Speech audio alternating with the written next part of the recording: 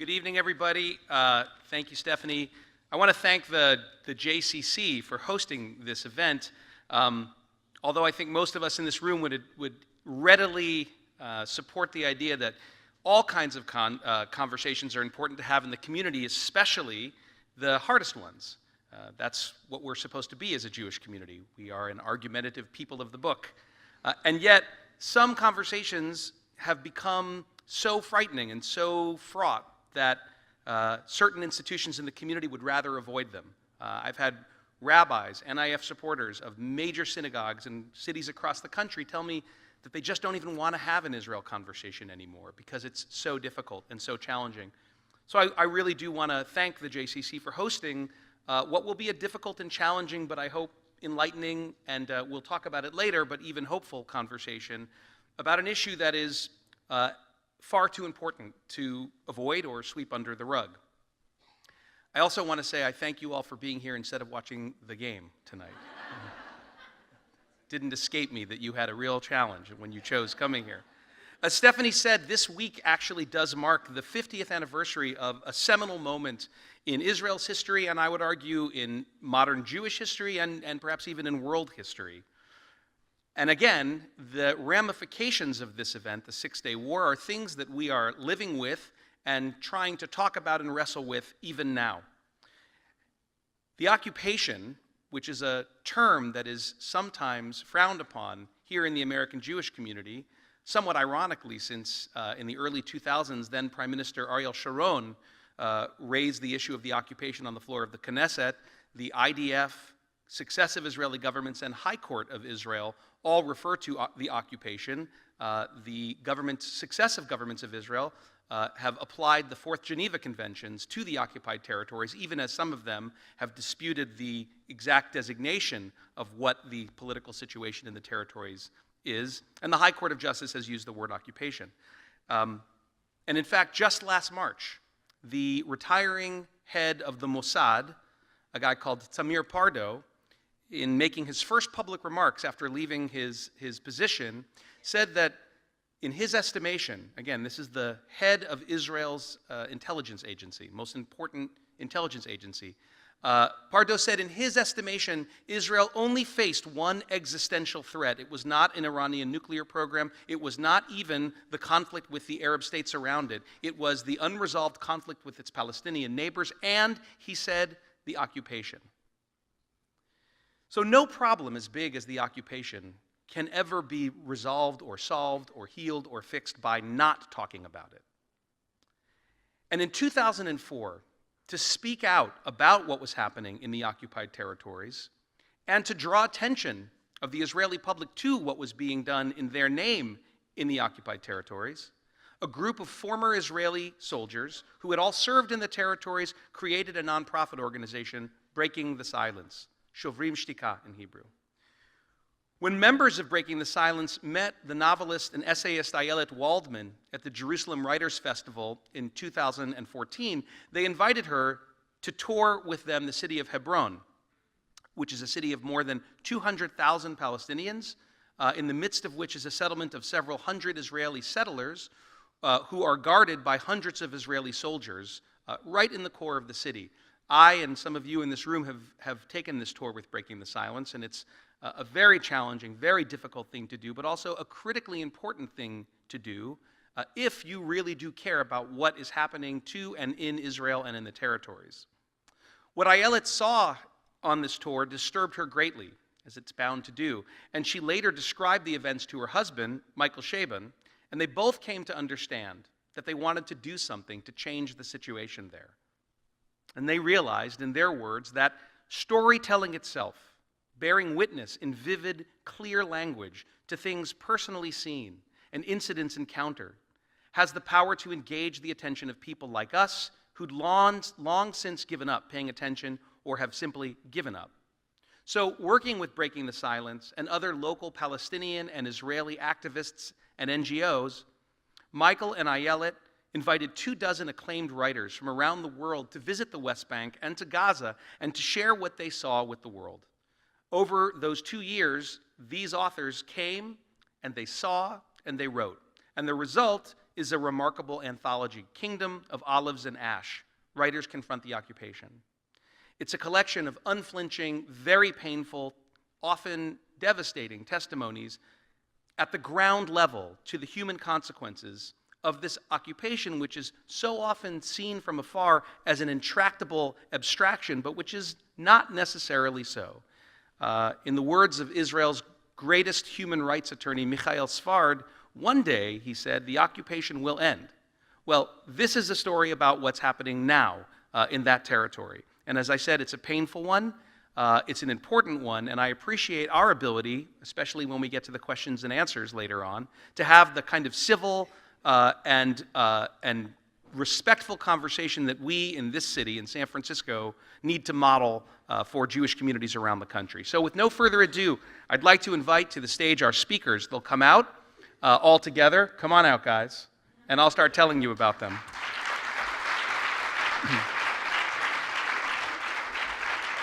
Ayelet Waldman is the author of the book A Really Good Day, How Microdosing Made a Mega Difference in My Mood, My Marriage, and My Life, and the novels Love and Treasure, Red Hook Road, Love and Other Impossible Pursuits, and Daughter's Keeper, as well as the essay collection Bad Mother, a chronicle of maternal crimes, minor calamities, and occasional moments of grace. She's the editor of Inside This Place, Not Of It, Narratives from Women's Prisons, and she lives in Berkeley with her husband Michael, with whom she edited this volume. Michael is the author of numerous novels, among them Moonglow, Telegraph Avenue, Yiddish Policeman's Union, and The Amazing Adventures of Cavalier and Clay, which was awarded, oh, I love that one too, which was awarded the 2001 Pulitzer Prize for Fiction. He, not surprisingly, lives in Berkeley with Ayelet. Sitting next to them is Fida Jiryis. And Fida is a Palestinian who is from, well, originally from Lebanon, right, by way of Cyprus, and then the Galilee, and then Ramallah. Did I get the bio right? Okay. Fida is a writer and an editor and a freelance business consultant. She's contributed short stories and articles to various publications, including This Week in Palestine, Mondoweiss, The Palestine Chronicle, and 972 magazine. She's the author of 2 books of short stories on village life in the Galilee, entitled in English, Our Small Life and The Gentleman, and she's working on My Return to the Galilee, a memoir of her return to Israel after the Oslo Accords. And Fida told me about how her family was the first, or one of the first, Palestinian families admitted back into Israel, where they came from, after the Oslo Accords. And I can't resist asking her questions about this, and I promise that if we discuss it, we will still all buy the book, even if you give things away. So, with that, let's begin a conversation. Oh, Yehuda. I'll never, ever, ever live that down. No.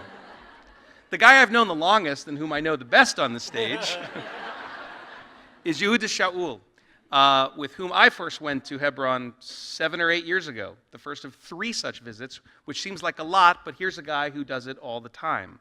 Yehuda was born and raised in Jerusalem in an ultra-Orthodox family, and he graduated from a yeshiva high school in an Israeli settlement in the West Bank. He served in the IDF as a commander and platoon sergeant in the 50th Battalion of the Nachal Brigade from 2001 to 2004 in Bethlehem and Hebron. Yehuda founded Breaking the Silence in 2004 with a group of fellow veterans, and he currently serves as the organization's co-director. He's now studying political science at the Open University of Israel. I don't think I forgot anybody else.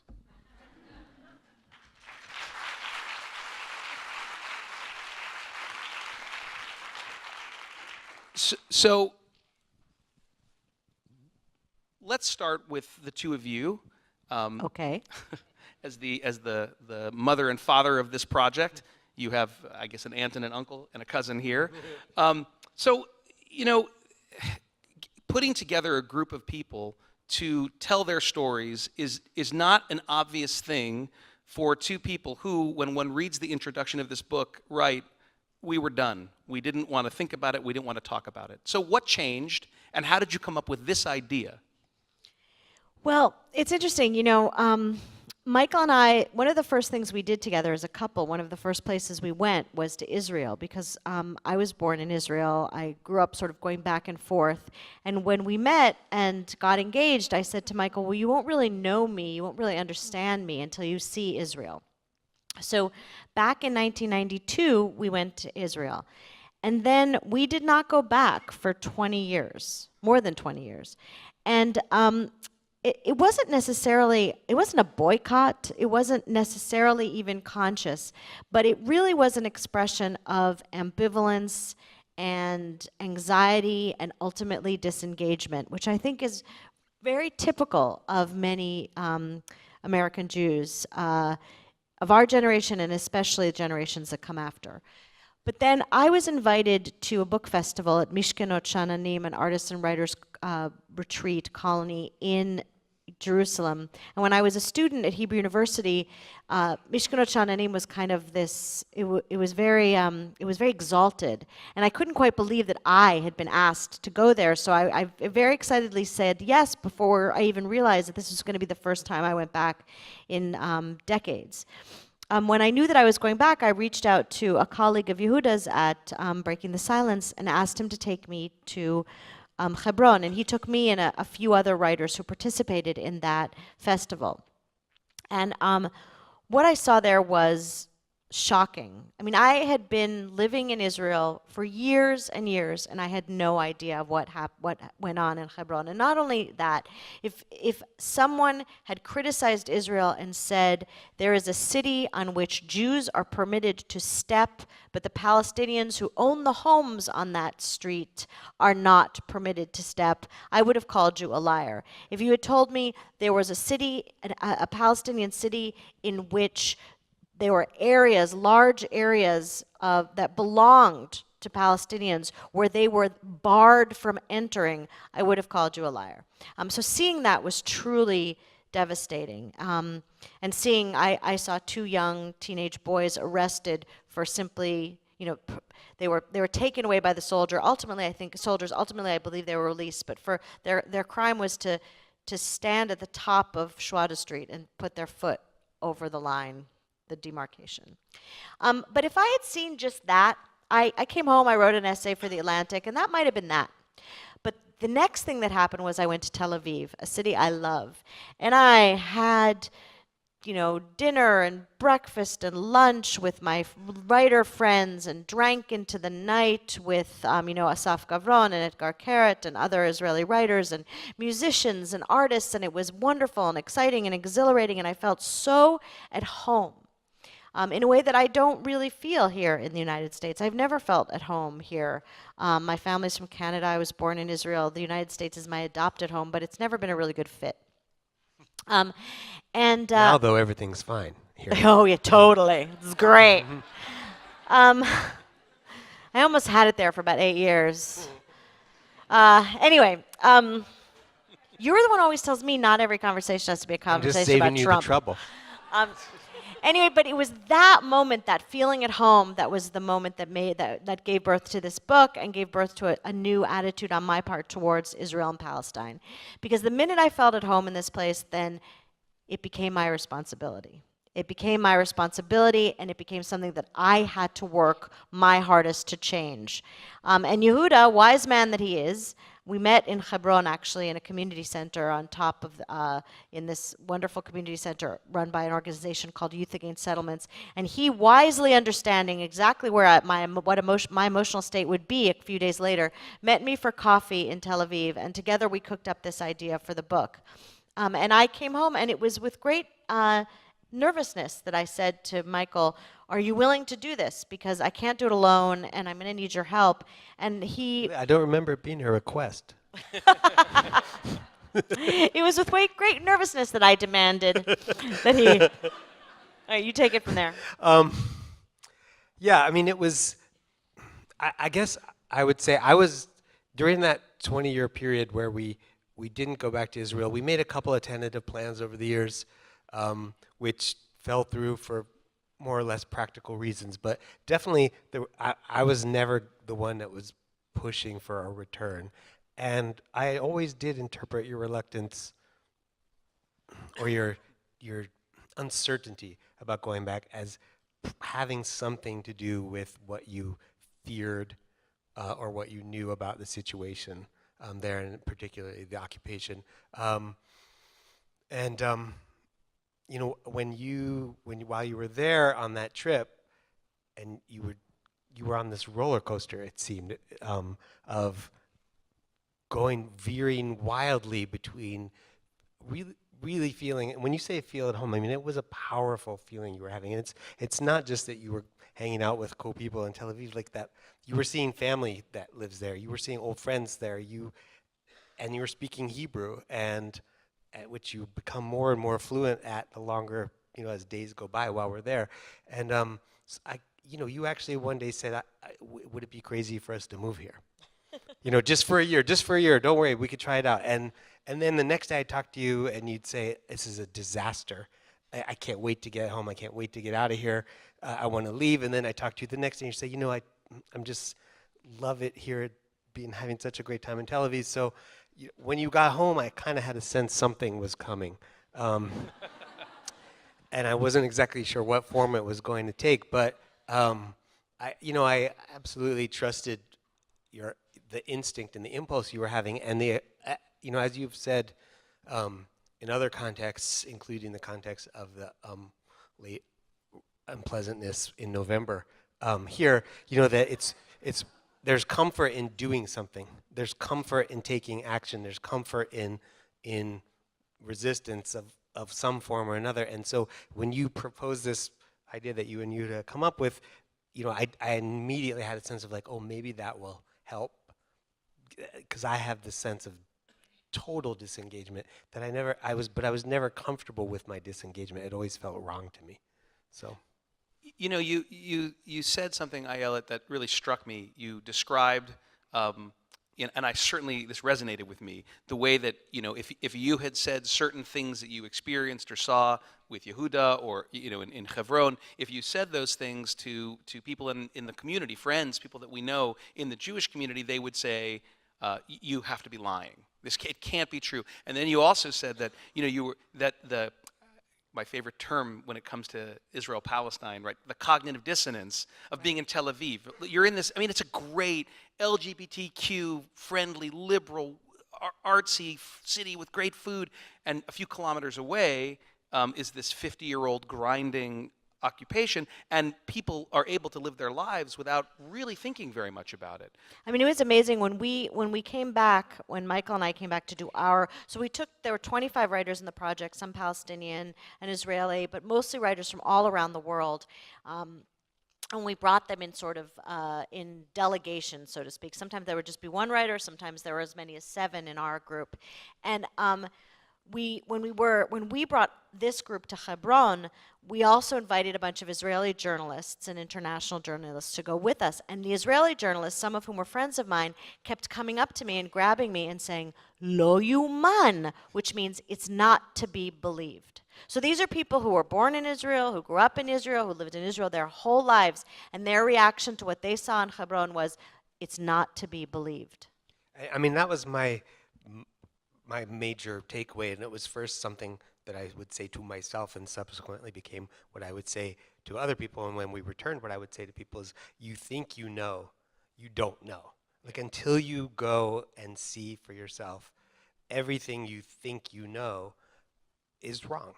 You can't imagine until you see it. It just doesn't seem possible. It doesn't seem, it's aside from whatever feelings of revulsion and horror and everything that it elicits in you, you just have this overwhelming unwillingness to believe your eyes, and yet that you can't. There's no way to escape what you're seeing. I think that's part of the power of the way you guys built the book in having great storytellers, some Israeli and some Palestinian, but really only a few, and the rest from all kinds of other places, some places that are utterly unconnected to this story of ours. When all of these different people, Israeli, Palestinian, Irish, American, British, when they come and they tell stories and the details feel the same and the observations resonate, you get this sense of what this really is in a way that it's very difficult to in reading the paper. And they brought remarkable things to the experience. So one of the events that we did with Colm McCann, the Irish writer. And Colm comes from the point of view of having grown up with the Troubles. And he said, you know, my people are part of an 800-year struggle that seemed forever intractable. No more impossible, no less impossible than this struggle. And so his perspective was so helpful, and we also had Colm Tobin and Eber McBride, and so that was really interesting to see what they brought to it. Helona Bila, who lives in America now but is originally from Nigeria, who hadn't really spent any time thinking about the Middle East at all. You know, he's got bigger problems in Nigeria. So but his perspective was also really interesting as someone from the African continent. And Thais Selassie also, she grew up in Britain, was born there, but her family is from Ghana originally, and she spent time going back and forth. So those experiences were really fascinating and illuminated different corners, which is exactly what we had hoped to achieve. Yeah, that was. I think that really comes through in the book and is very beautiful and powerful. I'd like to come back and ask you both questions about what you wrote, your essays. But first, I'd like to turn to you two. You know, the way it worked out, because Dave couldn't be here with us tonight. You know, we really have on this couch, right? We have an Israeli and a Palestinian. We have one of the authors, and we have the guy who founded the NGO that is sort of the Moreh Derech, the tour guide of this book in some ways. So I'd like to ask you both a few questions. First, you, Yehuda. You know, when Michael and Ayelet sort of describe their reactions in coming to Hebron for the first time, and again, as I said, that's something that most of us, even those of us who think we know, right? It's very different from what we expect. You know, what was it like for you? I mean, here you were, a kid from an ultra-Orthodox background, a yeshiva bucher, an elite combat soldier in the Nachal, and you get put into Hebron. And what happens? What do you see? Truth is that I come from a right-wing background, yeah, so I did my high school in a settlement, and I have two sisters today who live in settlements, and an uncle who was a settler in Gaza up to 2005. But when I first arrived to Hebron, I was in shock, and I started thinking maybe I should refuse to serve, because things didn't make sense.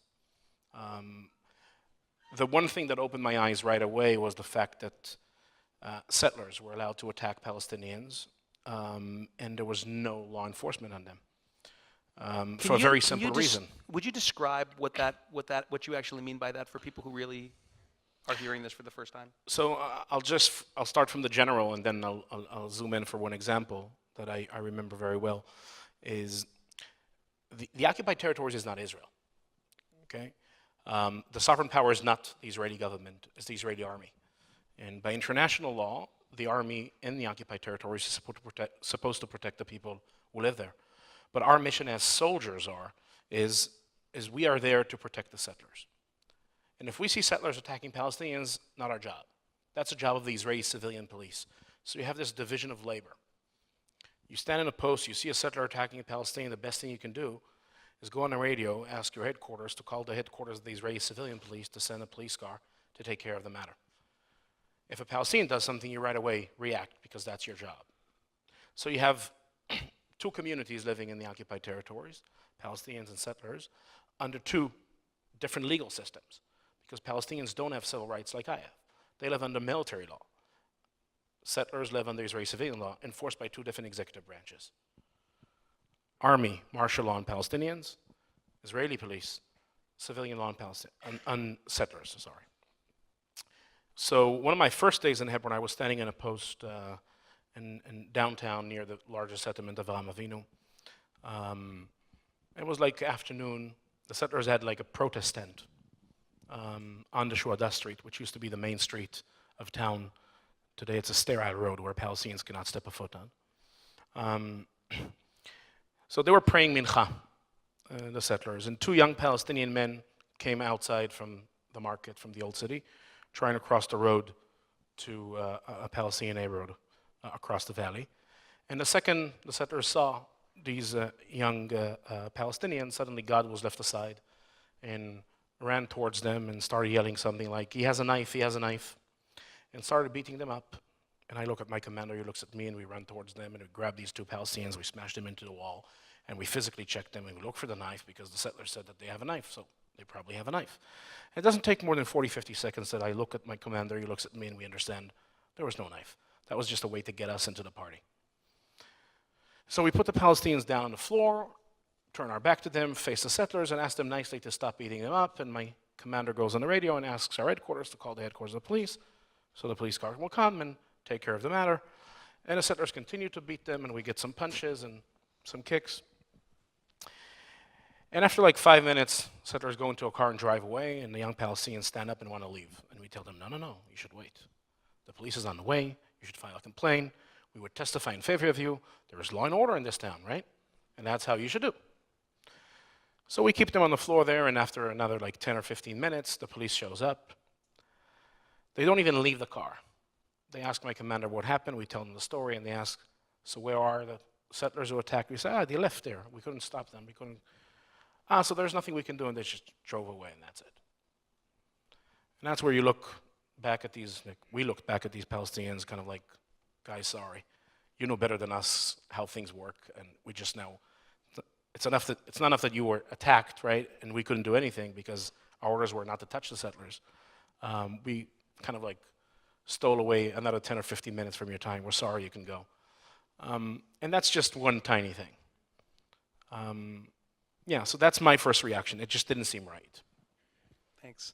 Fida, you bring, here in this community, you bring a new perspective for many people who, despite how steeped we are in the conversation, in reading about the conflict, and for some of us about the occupation, it's not often that people in the American Jewish community get to sit with and hear from and speak with a Palestinian who has lived this experience.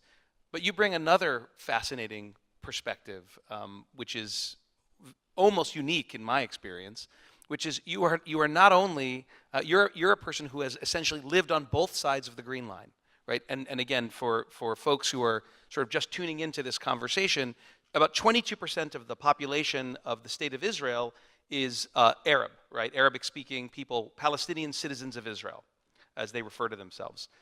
In the West Bank, you have about 2.3 million to 2.7 million, depending on how you're counting it. And in Gaza, 1.9 million people. So, by the way, Besograim, in parentheses, already, when we talk about demography, if you look at the population of the West Bank, of Israel, of Jerusalem, and of Gaza, we have parity between Jews and Palestinians living between the river and the sea, which is just an interesting contextual point for us to consider. But you really can bring two perspectives to this conflict. You came back with your family to Israel, to the Galilee, and then you chose to move to Ramallah. So I'm wondering if you can talk to us a bit about your experience as a person born outside of Israel and Palestine, coming back to Israel, and then going into the territories, the occupied territories in Ramallah. And also if you could sort of speak to the different perspectives brought by Palestinian citizens of Israel on the one hand, and Palestinians in the West Bank on the other.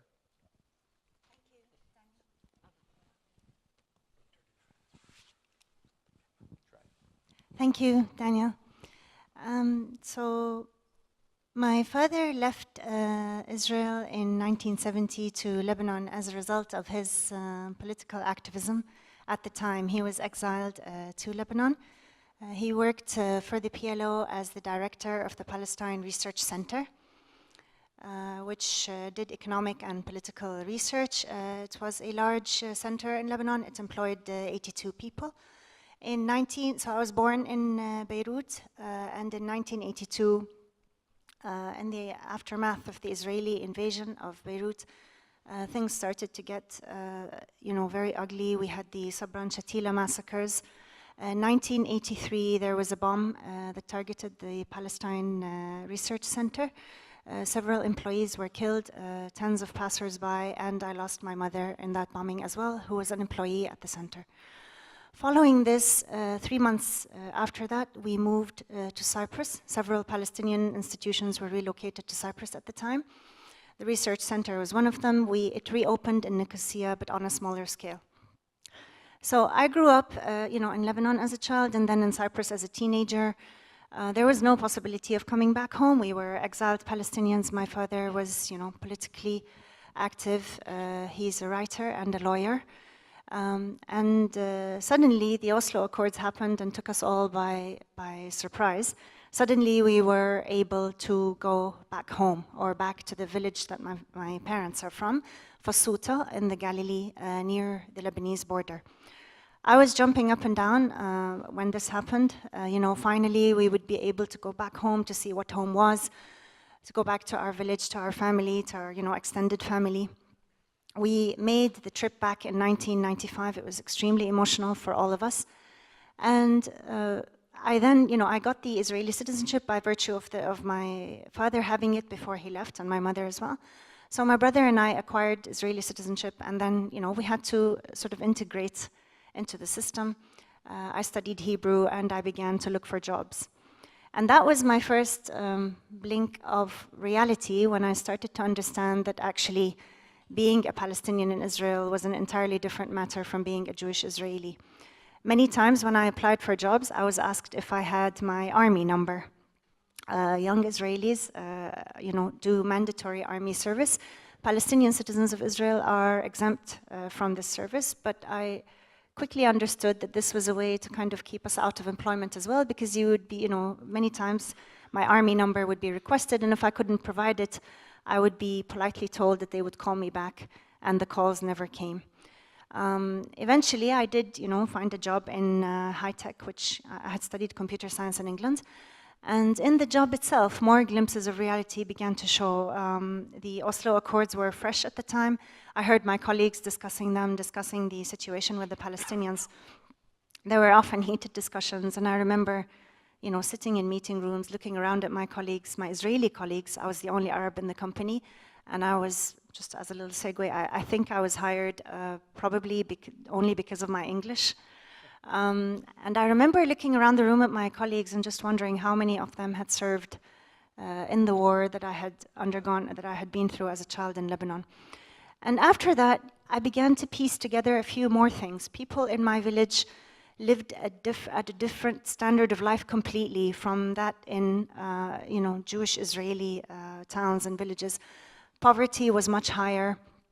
At the time, if somebody was earning 3,000 or 4,000 shekels, it was considered, which is about, I guess, $800. It was considered, a very good salary in our village, whereas, that kind of money in an Israeli town or for an Israeli person was, not high. It wasn't considered a good income. So there were differences in income. There were differences also in the budgets allocated for, by the state, for education, for employment. There were very few business initiatives started in Arab localities.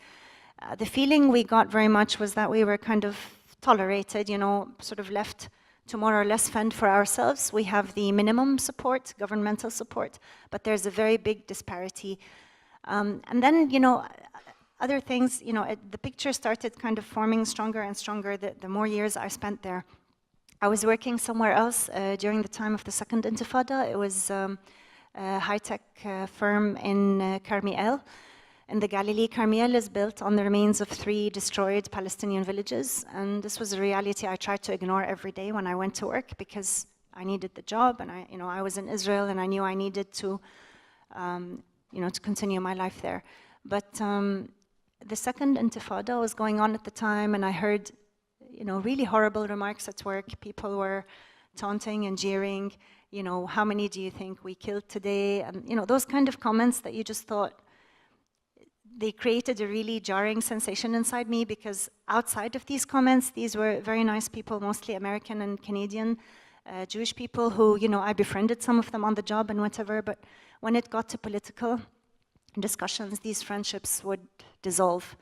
You couldn't really have a conversation with somebody who didn't really, truly even regard you as an equal human being, and who, as Daniel and as Ayelet have said, and as Yehuda has said, that perpetrates an occupation and doesn't really stop twice to think about it. Things are fuzzy for the Palestinians, because whether you live in Israel or, inside the occupied territories, you're under a system of discrimination that just manifests itself differently. So ironically, the Palestinians in the West Bank look at us, the Palestinian citizens of Israel, with a huge measure of envy. I mean, anybody would kill for an Israeli ID if they could get it, simply because it allows you freedom of movement, at least inside Israel, without being stopped at checkpoints and going through the humiliations and the stress and the danger that they encounter every time they try to move around. If you live inside Israel, you're protected from the settler attacks that are so rampant in the West Bank. And it also affords you, medical care and, basic education.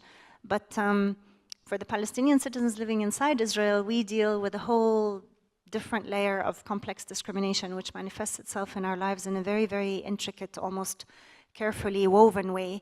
And you keep coming up against this hidden barrier in everything you try to do, whether it's education or trying to find a job. I mean, in education, very, very few Arab students are able to secure any kind of study loans whatsoever, in Israeli universities, despite the fact that we are Israeli citizens. In employment, as I said, there's major discrimination. Arabs today still work, the majority of them still work in the lower paid blue-collar positions. And there's really the sense that you are very, very much an inferior citizen. You will never be accepted as a true citizen of the state. At the same time, the state asks from us that we display loyalty, that we refrain from showing our own Palestinian identity or trying, to show our unity with our Palestinian brothers and sisters in the West Bank, in the refugee camps and the surrounding areas and so forth. So there's really a demand for us to be, a full-fledged citizen when in effect we are not, and we are not treated as such. And so really for a Palestinian, whether you live inside or outside Israel, in Israel or in the occupied territories, it's out of the frying pan and into the fire. Why I decided to move to Ramallah was simply because I couldn't take it anymore. I couldn't take living in a state where I felt like, a 10th class citizen.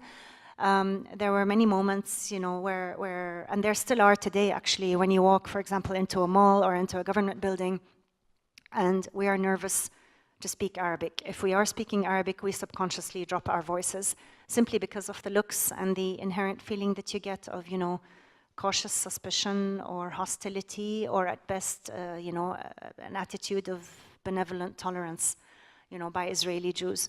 And any one of those reactions brings out very difficult, painful feelings in us, and we've kind of realized time and again that we will never really be equal citizens in this state, or it will take a very long time until that happens. So my journey has really been very difficult on both sides of the Green Line. Israel is sadly, it's a great democracy if you are Jewish, and it's a very discriminatory, racist state to its Palestinian population, whether those under occupation or those who hold its citizenship. As I said, we're going to hear things that are very painful for some of us to hear. Your experience of dislocation, I'm struck, you said earlier that you jumped for joy when you heard you got to go back to the Galilee. Yes. And then in your essay in the book, you write about how when you decide it's time to go to Ramallah, your first few days there, you write, you're looking at the flags and the symbols, and you're thinking this is great until you realize it's really also not great. And it puts me in mind of the guy that you write about, Michael, Sam Bahur, who comes from Youngstown. Yeah, Youngstown, Ohio. Right. Tell us about the giant in his cage. Well, you saw a couple of pictures of him if you've been looking at the slides, holding his U.S. passport in one of the pictures. He was born in Youngstown, Ohio, to a Palestinian father and a Lebanese mother who was second generation. His mother was born in the United States.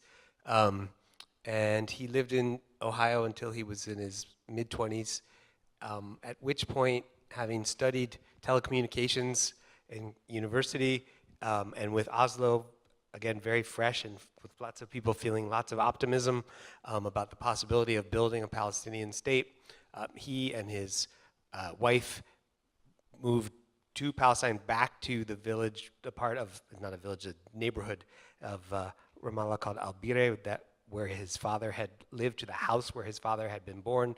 And Sam went to work And he was a man and remains a man with a vision. He's a kind of a visionary guy. He has big dreams, and he had this idea: I'm going to start the first wireless telephone service in Palestine, cellular phone service, and he did it.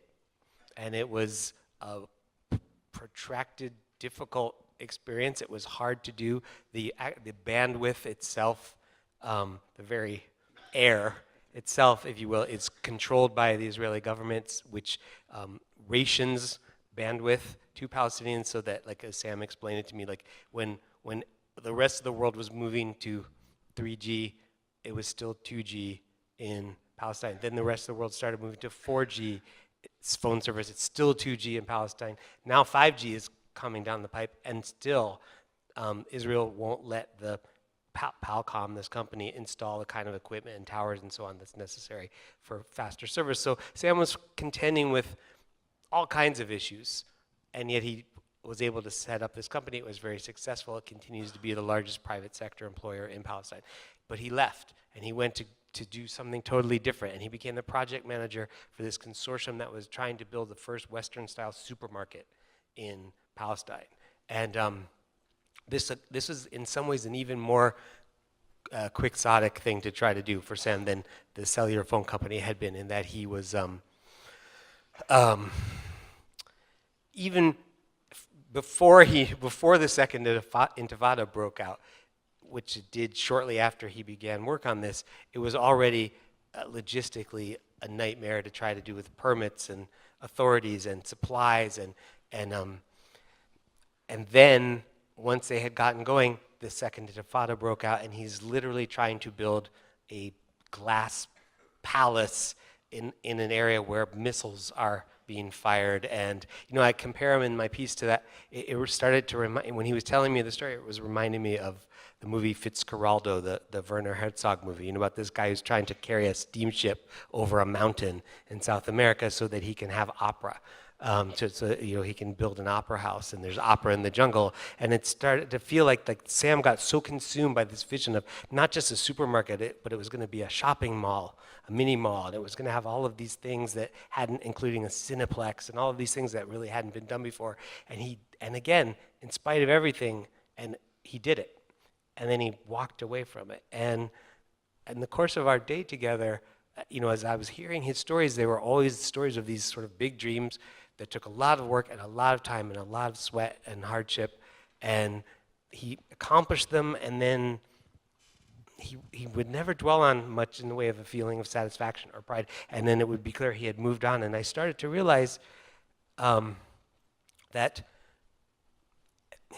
it was all tainted for him, in a sense, because all of his what should have felt like success ultimately ended up feeling like compromise. That he had only been able to do it by compromising principles, compromising values, and ultimately acceding to the occupation itself. It was the authority of the occupation permitted him to do everything that he did, and I think the realization that in some way or another his achievements were only achievements to the extent that there is. Yeah. They were only achievements to the extent that the Israeli authorities had allowed them to be achievements. Somehow it soured him on the whole process, and he began to feel like resistance for him in some way was going to have to incorporate a renunciation of the kind of things that he had hitherto thought were so important. One of the things that when we were talking to Sam that was so compelling to me, and I think to you as well, is he talked about the process. This is an American citizen. He is an American citizen, born in the United States. When he wanted to go for a business meeting, say, to meet Israeli colleagues, to meet international investors, colleagues in Israel, in Tel Aviv, at the airport, wherever, he couldn't just make an appointment and say, I'll meet you at 1, like a normal businessman does. He would have to say, I'll meet you sometime between, say, noon and 5. Why? Because for Sam, he has to go through a checkpoint.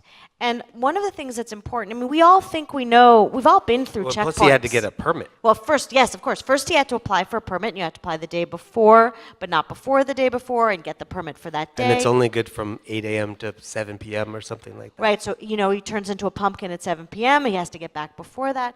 But, we've all been through checkpoints, we've been to the airport. Checkpoints, they can be aggravating and unpleasant, but they don't have to be utterly dehumanizing. The checkpoints between the West Bank and Israel are dehumanizing in a way that I've never seen before. They are a mass of people. They're open at, they open them up, and there are hordes of people going through these very tiny metal chutes, like cattle chutes, enclosed on the sides, enclosed on the top, and there's this kind of a surge that for someone like Sam, I mean, he's a tall man. Michael calls him the giant. Yeah, he's 6.5 feet tall, and this thing is, the height of this chute, as you call it, is nowhere near that high, and the thing that, like Sam explained to me, is he has diabetes. So, and as he said, one thing that means if you have diabetes is you have to urinate frequently. And he would find himself in this situation where he was in the middle, halfway through the line, with a huge number of people behind him and a huge number of people in front of him. And he says, I have to pee. What am I supposed to do? Go back? Because there's no bathroom You can't service. move to the side. You're stuck in this So chute. if I go back, it means I have to go all the way back and I have to start all the way over again. And what am I supposed to do? Go forward to tell the people in front of me, excuse me, I have to pee, so I get to cut Even the line if it and go was all the way in physically front? possible to move ahead of them, which it probably isn't. So ultimately, what he does then is just forego the opportunity to have the business meeting at all. It's so that it's this inherently discouraging process that has the effect of discouraging and depressing and demoralizing the people who otherwise would be taking advantage of opportunities Which that they have. is the point. Right. It is not an accident. It is designed specifically to do just that. I think, Fida, you had Fida, something yeah. you were... Yeah, I'd like to add something else, actually. The checkpoints can also, other than the fact that they are, as you mentioned, they're very uncomfortable, they're very humiliating, they're also scary because sometimes frequently there are clashes between young people in Colombia refugee camp, which is the place that the checkpoint is actually called after. It's Colombia checkpoint because the area is called Colombia, and it's right at the entrance of Ramallah, and there's a refugee camp just inside the checkpoint. And frequently there are clashes between frustrated young people in the camp who may clash with the Israeli soldiers guarding the checkpoint. The soldiers would, sometimes retaliate by opening fire. If you are, and this has happened to me, if you are in the line of cars waiting to cross the checkpoint, again, there is a long, about half a mile stretch where there is concrete on both sides. So you can't turn around and come back. And you have people firing bullets. So sometimes subconsciously, you have to duck if you're hearing this sound, and you have to just pray that that the cars will move, that the soldiers will let them through, and that you will just get out of here. So it's a horrible feeling of being literally caged to the point where many of us, most Palestinians living inside Ramallah, refer to it between ourselves as the open cage or the open prison. The other thing, I actually worked with Sam for 5 years. As Daniel mentioned, I also do business consulting. Not just to go inside Israel. If Sam and I had, say, a meeting in Bethlehem, we had to use separate routes to get there. Because as a Palestinian, he wasn't allowed to use the routes that I, as an Israeli citizen, am allowed to use.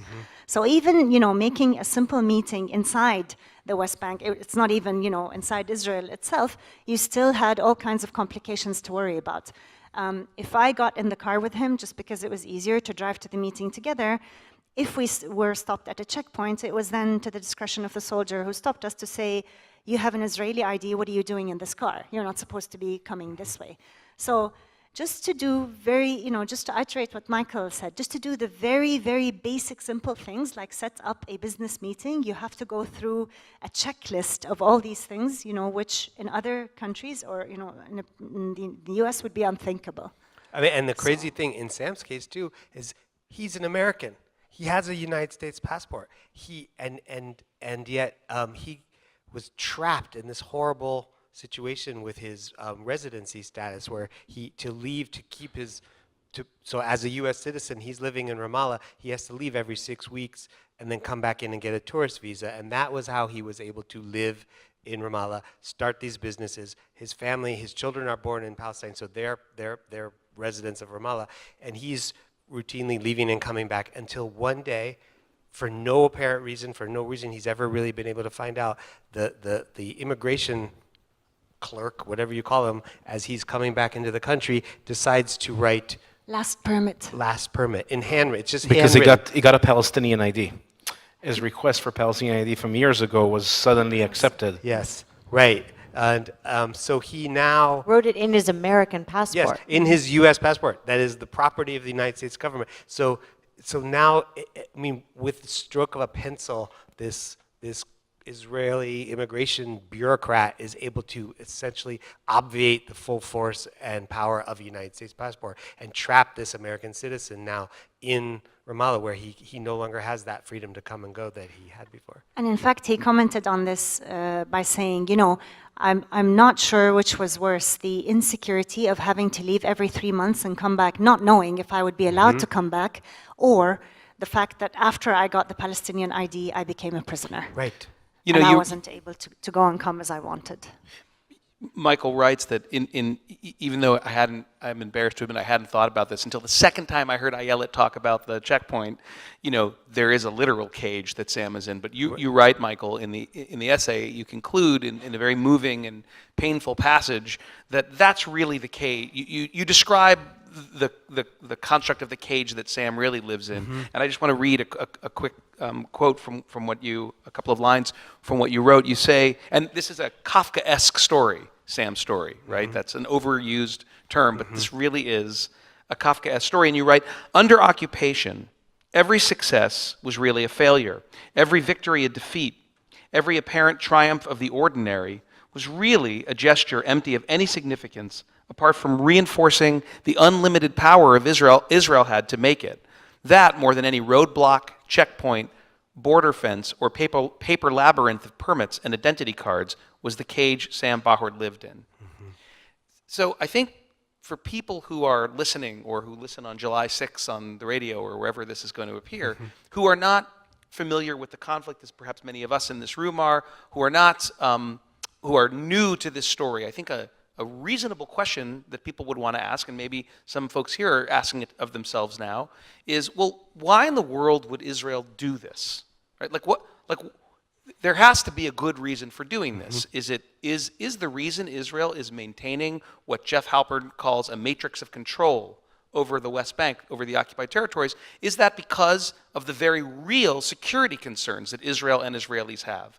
And Yehuda, I wonder if you would address that. Why is this matrix of control, this 50-year attempt to really freeze in amber the lives of 2.3 million people? Why is Israel doing this? Again, this is already my opinion, rather than what I've done physically, and what the testimonies we collect in Breaking the Silence of soldiers who served in the occupied territories, by now over 1,100 men and women who served from 2000 to today and broke their silence. What is obvious from the testimonies and from the way the IDF behaves is that, when you think of military occupations, either from a perspective of international law, strategic studies, whatever, you always think of a temporary reality, right?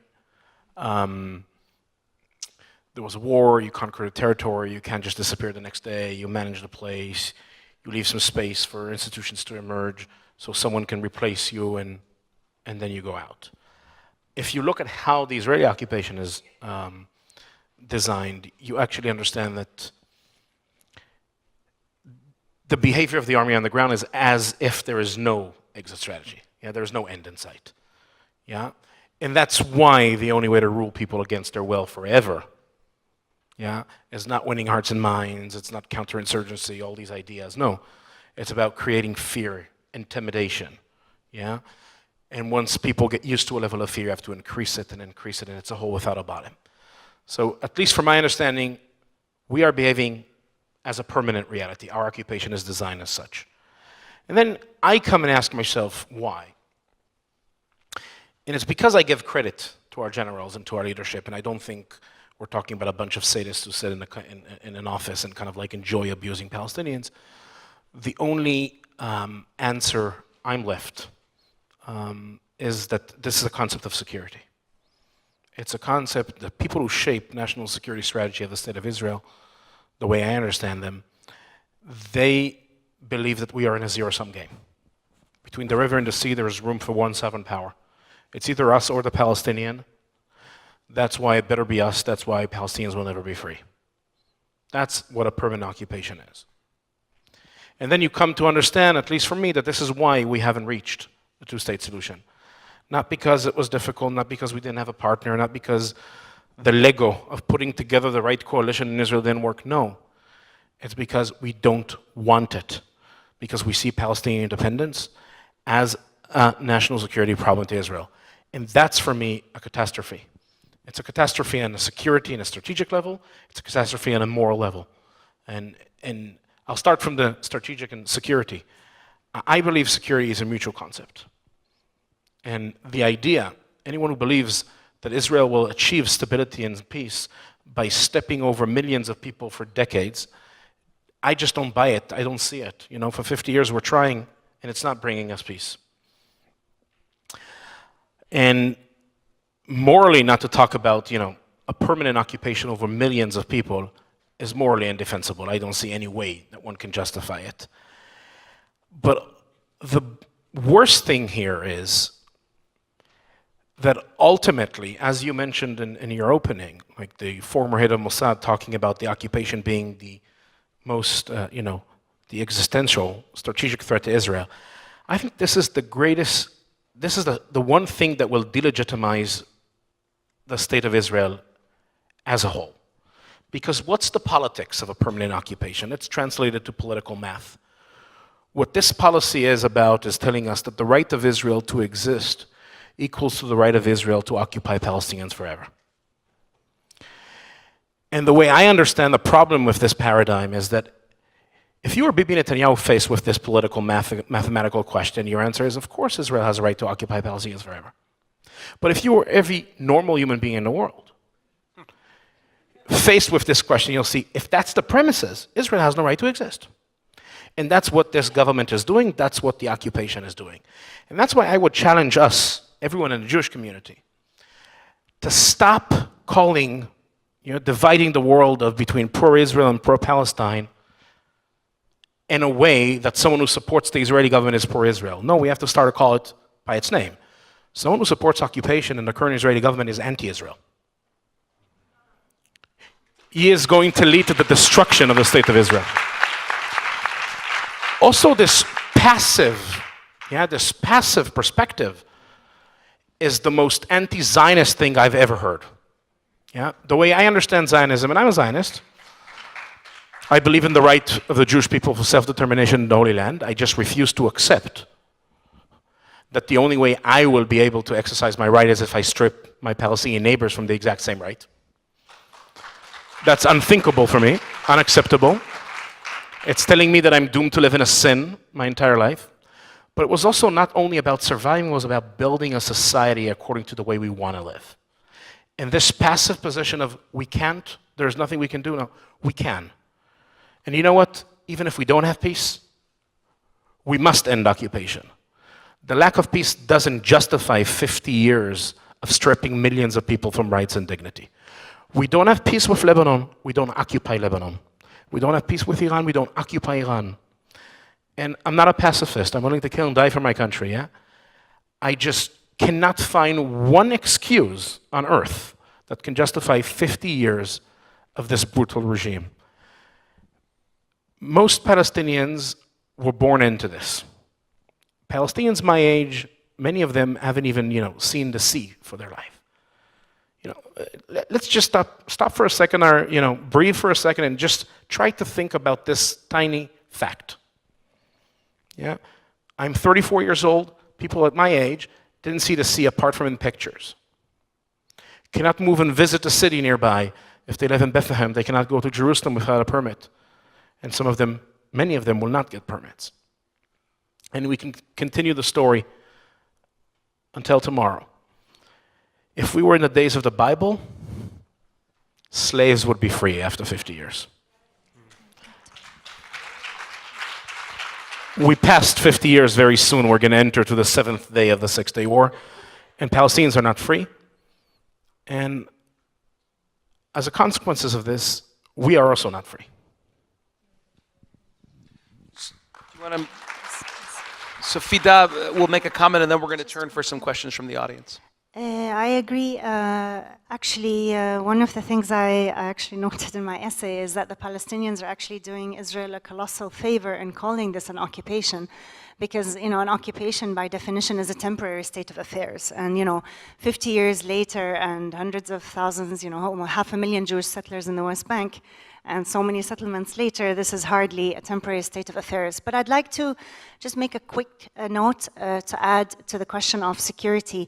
One of the things that pains and angers the Palestinians the most in this conflict is, Israel's constant reference to security, whether when we are stopped and frisked randomly in places, or discriminated against in our lives, or this brutal occupation that's in our face day in, day out, on the pretext of security. But I always tell my Israeli friends, my Jewish friends, and everybody else, who cares about this conflict, I tell them, give the Palestinians a decent, free, and equal life, where they are able to live a normal life and raise their children and, have normal jobs and be able to travel and live just like normal human beings anywhere else in the world, and you will not have security concerns. The average person doesn't want to get up and blow themselves up or carry out attacks or do such things.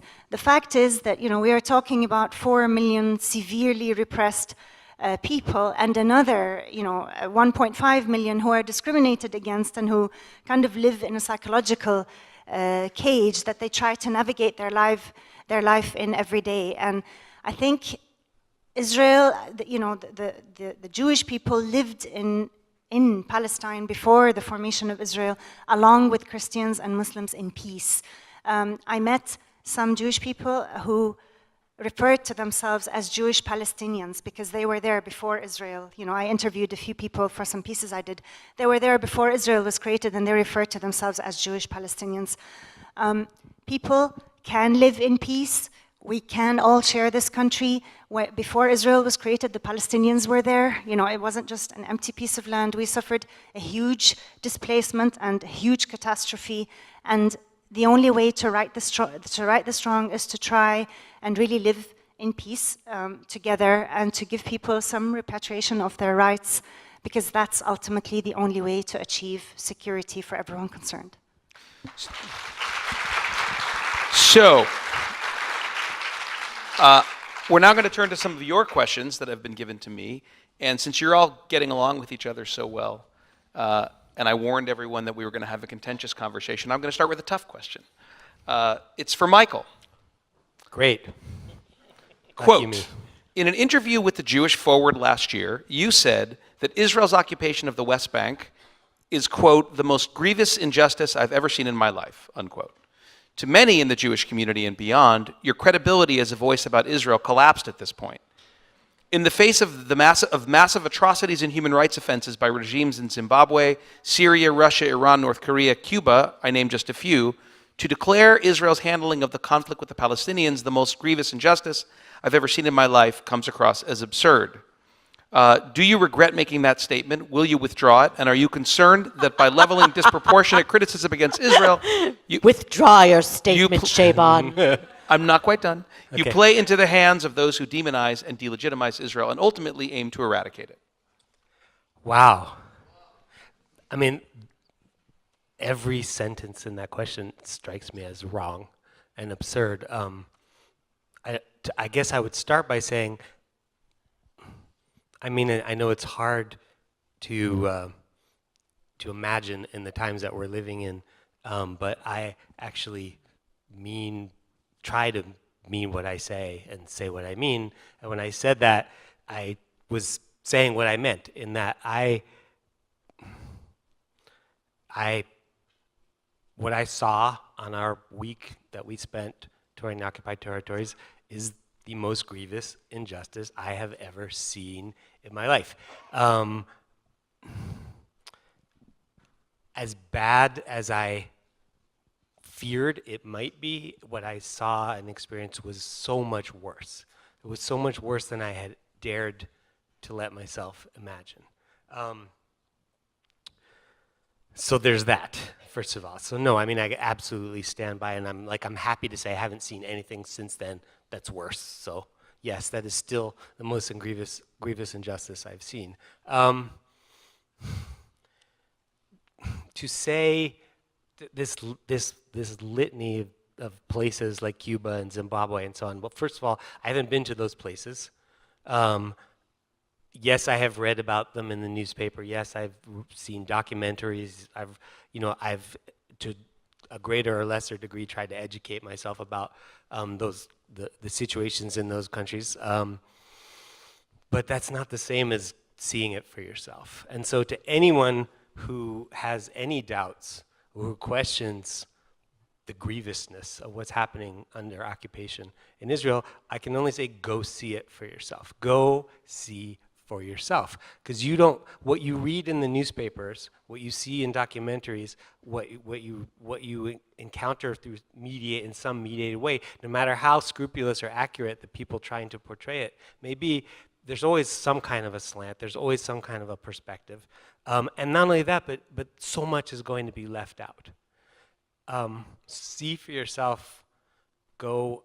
Breaking the Silence will take you. Many other organizations exist that will take you and allow you to see. And then we'll talk about just how much of an over-exaggeration what I said might be. But even beyond that, there's something so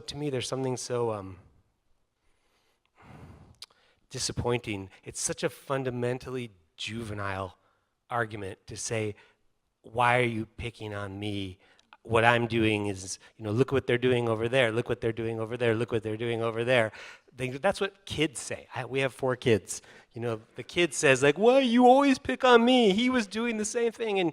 And that's, what kind of a defense is that? And what kind of a country? We're no worse than Zimbabwe or the Congo. Yeah, exactly. Like, As an Israeli, I would be terribly offended if kind of like my moral litmus test would be Syria today or Mugabe in Zimbabwe. Offended. I mean, is that the bar? I thought, Israel is supposed to be a light unto the nations. So if to try to excuse or diminish what Israel's doing on the basis by comparison to some place like Zimbabwe just seems disgraceful to me, and it doesn't seem like any kind of an argument at all. Finally, the point about giving aid and comfort to the opponents of Israel, Israel is giving aid and comfort to its own enemies by perpetuating the occupation itself. That is the blow that Israel is dealing to itself over and over again, and I really feel it is a fatal blow. And it's going to mean the destruction of Israel in the long term if it maintains this occupation. That's something that's so curious. This conference. I'm so grateful to NIF for sponsoring these events and to all of you for coming, because this is the conversation we have to have in the Jewish community. And the idea that if we don't talk about it, nobody will notice is ludicrous. I mean, this is our obligation to talk about it. It is. We can't hide from this for fear that it gives the anti-Semites quarter, because the occupation itself gives the anti-Semites quarter. And I, my Twitter feed is a delightful amalgam of rage-filled right-wing Zionists and people spending time making caricatures of me as a vicious Jew with a hook nose and a big wart and talons for fingernails and fangs and a Magen David edged on my forehead. And those two groups, they have so much more in common than either of them has with me. Right. I'm tempted to ask you both a question, but I really do want to get to the other questions. But I'm going to ask it. Don't answer it. Just I'm curious if you feel. That sounds like George Krefsky laughing at me out there. I'm curious if you feel as an American Jew, an American Canadian, Jewish, Israeli, not at home anywhere. Like, I'm curious, this person's question, like versions of aspects of that question are things that I hear, and I try to really listen to. And I'm curious if you feel sort of a personal sense of responsibility because you're Jewish in a way that you mightn't for the other atrocious. Well, yeah, I mean, there's that too. I mean, I almost hesitate to refer to that, to give myself a greater authority for some reason by virtue of my Jewishness than I might have to comment on situation in another part of the world, because I don't actually believe that that's true. I think if you are a progressive person, if you're a person who simply believes in equal rights for all people, if you believe in human rights, then you have an obligation to speak out when you see those rights being abrogated anywhere. But because I'm a Jew, I grew up with the myth of Israel, the heroic Israel. I grew up believing and collecting coins in pushki boxes, and I remember the stamps. There were these stamps you would collect for, and you would assemble the stamps in this album, and then that would get you trees in Israel. Theoretically, I mean, I have a sense of connection to the dream of Israel that I think, if anything, only just intensifies the extent of my dismay and horror when I contemplate the present reality in the occupation. I think also, as I sense, sometimes for many Jewish people it can be a bit of a shock because, as a Palestinian, in repeated conversations, I've come to hear this quite often from people, that we grew up with this myth, with this dream, and actually I would just like to quickly give an example of a writer and a journalist from Sweden by the name of Goran Rosenberg, who grew up a Zionist and came to Israel, lived on a kibbutz. And it was only, years later that he happened to meet my father to write a piece or a column. He met my father when my father was under administrative house arrest in Haifa. And that changed his whole life, because he literally said, up until that point, I hadn't even realized there were Palestinians in Israel. And to me, it was just mind-blowing. It was like, wow, an entire generation of people has had this dream and has lived, this myth without even realizing that, almost 1 million people were ousted out of the country, more than 400 villages were destroyed, an entire country was destroyed. And I think to us that's something that increases our pain many times over. Also, the violence practiced by the State of Israel in no way represents Jewish or any other religious values. And I think that's a very important point to make to counter any such statements that, if you are, Jewish, and if you truly care about the State of Israel, you have to care that it also behaves in accordance with the values that you believe in. So we have a lot of really interesting questions, and I want to try to collapse some of the ones that are similar. And we don't have much time left, including, by the way, a question written entirely in Arabic, which I think is for you. So there are a number of questions here asking, I really to you two, what has the reaction been to the book with the government of Israel in particular? Yehuda, maybe you have. And there's a gloss on that I want you to comment on, because another question is, are you concerned that writers and activists who criticize Israel will not be allowed back in the country? And the writer may well know that Israel recently passed a law, not a bill, the entry law, that requires the Minister of the Interior to deny entry not only to foreigners who support the BDS movement, who call for boycott, divestment, and sanction, but also to any foreigners who call for a boycott of the settlements. So Michael and I are going to Israel. We leave on the 16th of June. We arrive on the 17th. I'm an Israeli citizen, so that law does not apply to me. My husband is an American citizen. My husband supports a boycott of the settlements. I think he has to say it. I do. I support a boycott of the settlements. So, BB. Yes. So I issue a challenge to the Israeli government, mostly because he has a deadline, and he would actually really love to stay home. I'm kidding. Unless you think that the Israeli government doesn't listen to the things KLW? Yes, or that we say. Remember, I wrote this op-ed after the Marmara, the ship from Turkey that was turned back and fired upon and so on. And I wrote this op-ed in the New York Times, and essentially the gist of which was, look at this can we finally dispense with this canard that Jews are smarter than other people? Because this was so completely boneheaded that this should once and for all disabuse us of this myth that I grew up with and that in some ways still I subscribe to without wanting to. And the Israeli government dispatched its consul here in San Francisco, came to our house to talk to me, to reassure me that in fact I was wrong and Jews actually are smarter than everybody. And he then became one of our very dear friends, Yes. and he's a lovely, wonderful man. I didn't name him. But he did not convince Michael that Jews are better than smarter than other people, and Michael did not convince him that Jews are not smarter than other people. But perhaps if Michael is turned back at the border, that will convince him of what? That Jews are just as, well, it's very Trumpian that There you go again. So I have to ask this question because I just love it, and I'll be in October 8 years as the CEO of the New Israel Fund. This is the first time, questioner, that anyone ever gave me a question like this, and it's for you, Yehuda. Yehuda, what do you say to people who would say breaking the silence isn't that radical, and it has set the bar for criticism of the occupation too low? So Bay Area.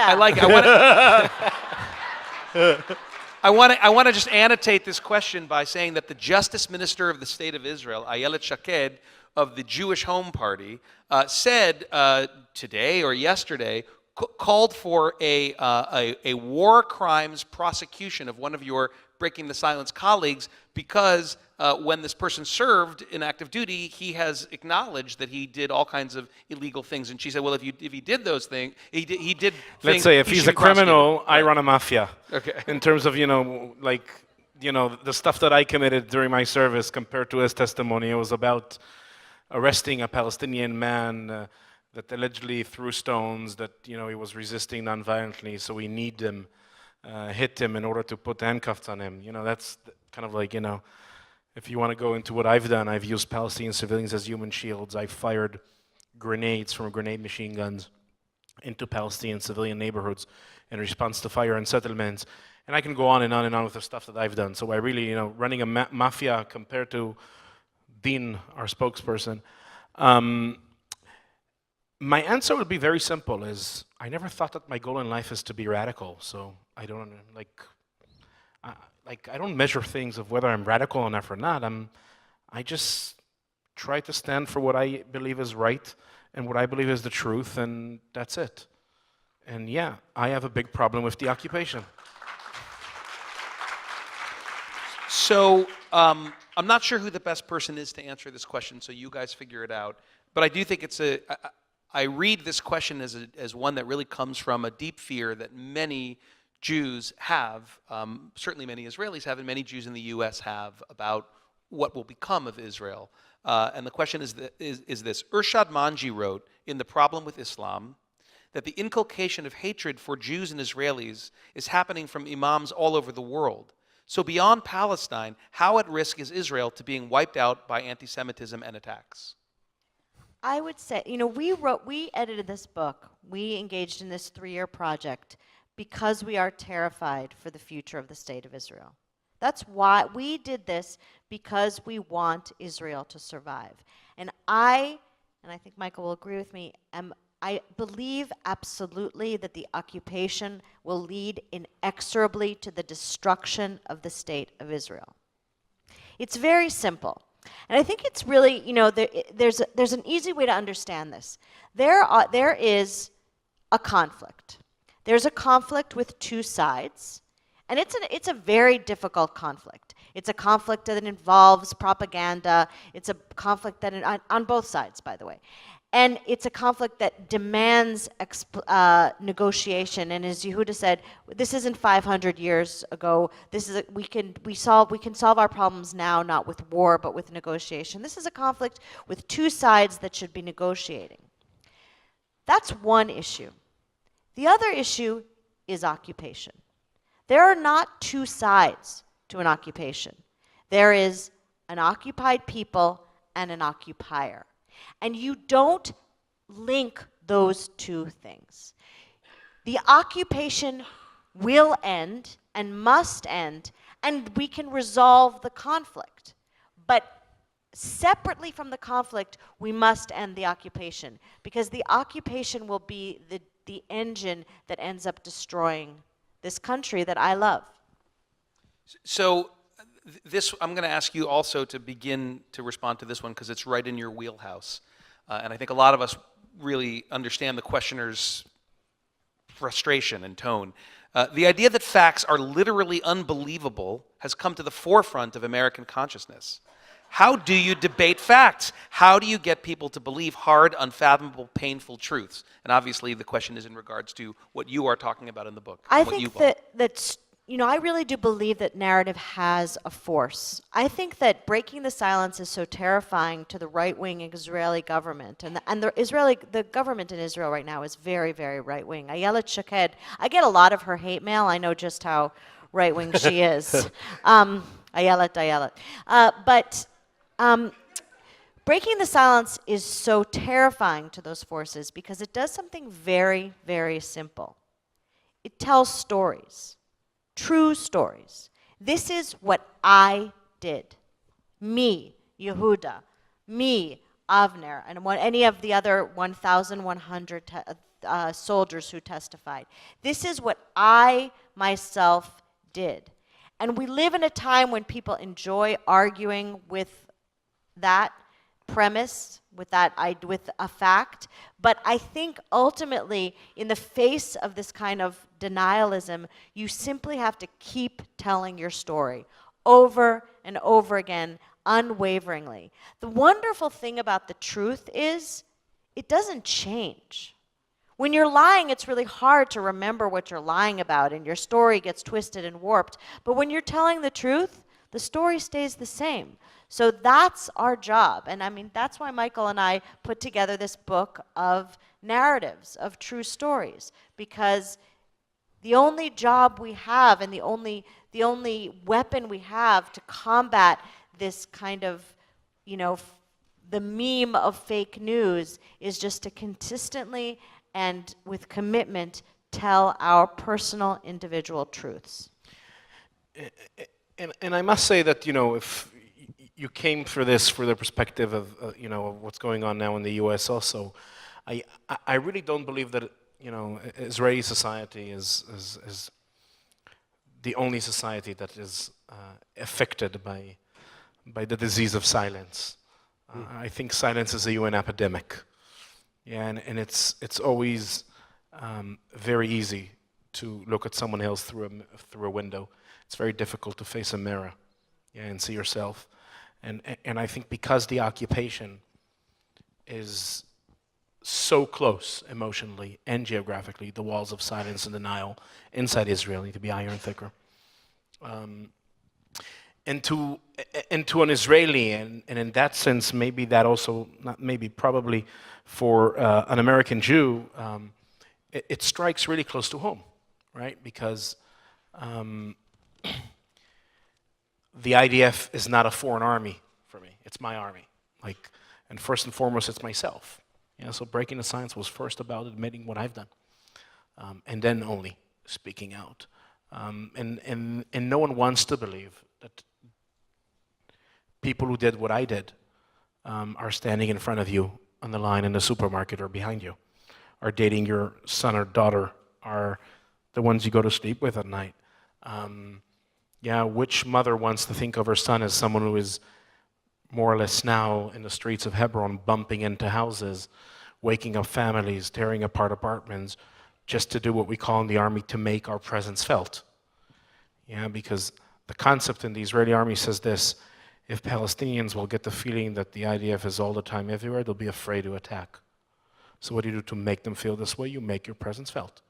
And in different parts of the West Bank, it manifests itself in different ways. And in Hebron, you have 3 patrols that's what they do, 24/7. You walk in streets, search randomly people during the day, bump into random houses during the night, one after the other, wake up the families, and try to imagine the dynamics, what happens when you're home. Yeah, the most safe, the personal space that you have is violated, or can be violated any minute, just to do what we call in the IDF, to create the sense of being chased, of being pursued inside the entire Palestinian population. Yet that's your mission statement as a soldier. And that's what you do 24/7 from the beginning of the Second Intifada to today. That's the reality we've done day and night. And no one wants to think that this is what we do, right? Like, If I could add to that, Yehuda, in You're going to get the 8 last years- word here because we have to wrap up, unfortunately. The almost last word. If I could add to that, in almost 8 years of Ramallah now, there hasn't been a time when some relative or some friend or some sibling of, some sibling of a friend or somebody I knew through work or one of their relatives wasn't seized or incarcerated or detained by the Israeli army. I think in about 8 years now, there's always been someone I know or one of their relatives or friends who's been in that situation. So as Palestinians, it's exactly true as Yehuda said. We never have one moment of peace. Ayelet? So I'm just going to make a little pitch here. First of all, the NIF is an incredible organization, and Daniel won't be tooting his own horn, but they have supported so many progressive institutions in Israel. They are the primary support of these institutions. And when you're looking, we are a philanthropic people. You could not choose a better source for your philanthropy. You can donate to the NIF and not feel like you have to check your values at the door, which is incredibly important in these times. You can also, this book is published by HarperCollins, which took a huge risk. None of the authors were paid. None of the editors were paid. We're not making any money. The royalties from this book are all going to Breaking the Silence and to Youth Against Settlements, a nonviolent Palestinian organization. So I know you got books with your tickets, but buy a few more. Just saying. So look, they're paperback, it's cheap. when we last spoke a few days ago in Berkeley, the five of us were together, and I asked you, Ayelet, about where you found the hope, right? And we're here in San Francisco, and one of our great local heroes, Harvey Milk, said, you got to give him hope. And it's something that I've tried to always remember in my work, in doing what we do.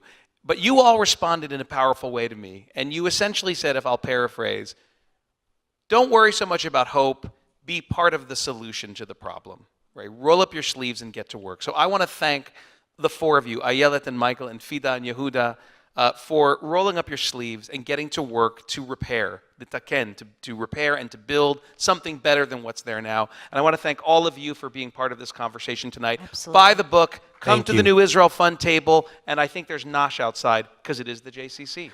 So thank you all. Thank you. Good night. Thank you.